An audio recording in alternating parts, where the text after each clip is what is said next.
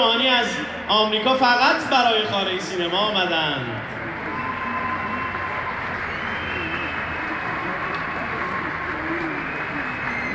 بسیار خوش آمد.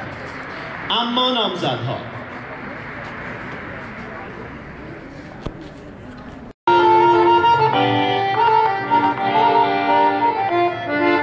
ستار آرکی واسه کوچه ملی.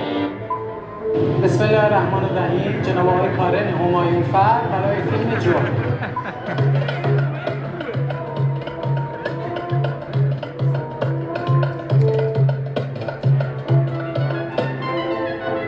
علیرضا کانگیری برای فیلم 1350. برای شهبازان برای فیلم گلچهره.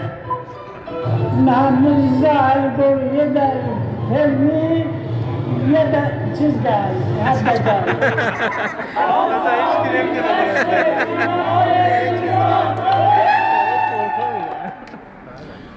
خب بنده رو اعلام می‌فرمایید.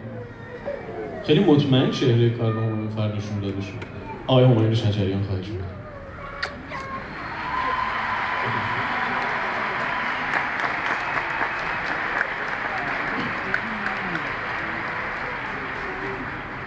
عرض سلام و ادب و احترام دارم خدمت شما عزیزان و بزرگواران. در واقع در پیشگاه شما صحبت خاصی رو نمیتونم بکنم. ضمناً در حضور آقای اسماعیلی از صدای خودم خجالت میکشم که بخوام منو میگه صحبت کنم.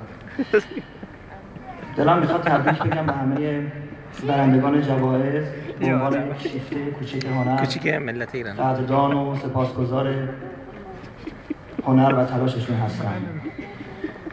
امیدوارم که فرهنگ و هنر این سرزمین همچنان که تا به امروز از مسیرهای پرپیچ و خم و صعب العبور گذر کرده و به واسطه هنرمندان مستقل و در واقع آفریدگاران خلاق خودش به این درجه از بالندگی رسیده، همچنان خستگی ناپذیرتر گام برداره.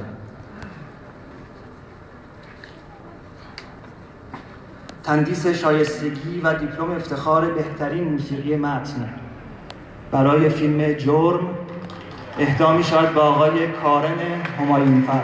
آقای کارن همایونفر